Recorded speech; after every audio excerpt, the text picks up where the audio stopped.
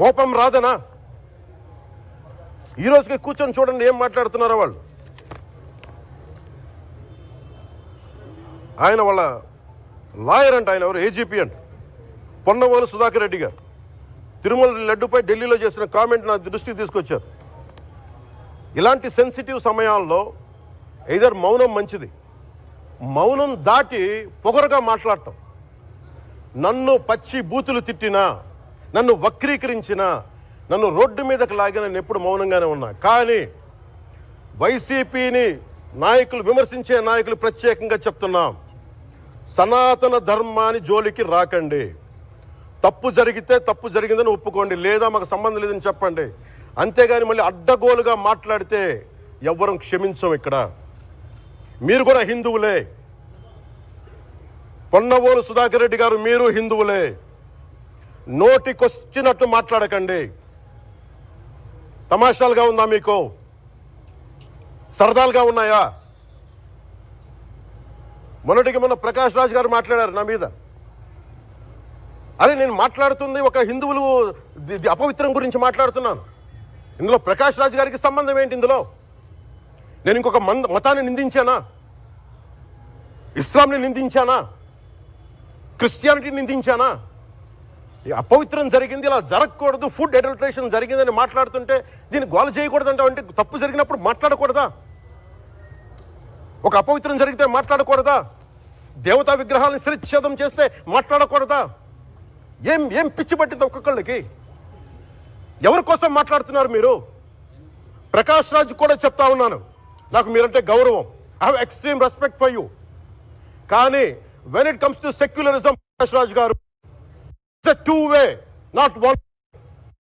I have extreme respect for you, you know that. మీరు secularism is all, it is not way. హిందువుల మీద దాడినప్పుడు వచ్చి మాట్లాడటం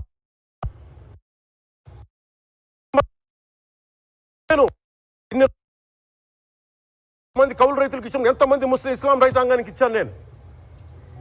ఇదే ఎన్ని మద్రాసాలకి డబ్బులు ఇచ్చాను నేను, 25 లక్షలు 30 లక్షలు ఇచ్చాను, నేను ఇచ్చినవాడిని. నేను నాకు అన్యమతం ఇస్లాం మీద గౌరవం ఉన్నవాడిని, క్రిస్టియానిటీ మీద గౌరవం ఉన్నవాడిని, చిన్నప్పటి నుంచి కూర్చొని మిషనరీ స్కూల్లో చదువుకున్నవాడిని. నా టీచర్ చెప్పిన సూక్తి, తను తగ్గించుకున్నవాడు హెచ్చింపబడినని చెప్పి బైబుల్ సూక్తిని ప్రతిసారి కోట్ చేస్తూనే ఉంటాను. ఇది నా గౌరవం, ఇది నేను చూపించే గౌరవం. మీరు మాట్లాడితే కూర్చొని నేను పాటించే ధర్మానికి అపవిత్రం జరిగినప్పుడు మాట్లాడకూడదు, మౌనంగా ఉండాలి. సెక్యులరిజంకి విఘాతం అంటే ఏంటి? సెక్యులరిజంకి విఘాతం నా ఇంటి మీద దాడి జరిగినప్పుడు నేను మాట్లాడకూడదా? నా ఇల్లు 10 మందికి ఆశ్రయం ఇస్తుంది.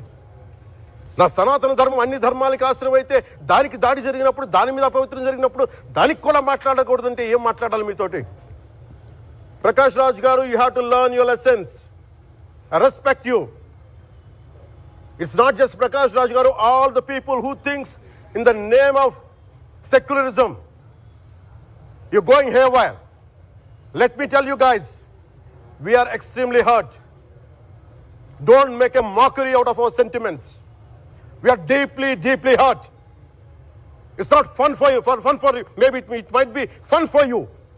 It is not fun for us. It's a deep anguish, deep pain. Don't you ever forget. Before you come and think 100 times and talk about Sanatana Dharma. Enough of this. Salu. ఇష్టానికి మాట్లాడుతూ ఉన్నారు సనాతన ధర్మం మీద.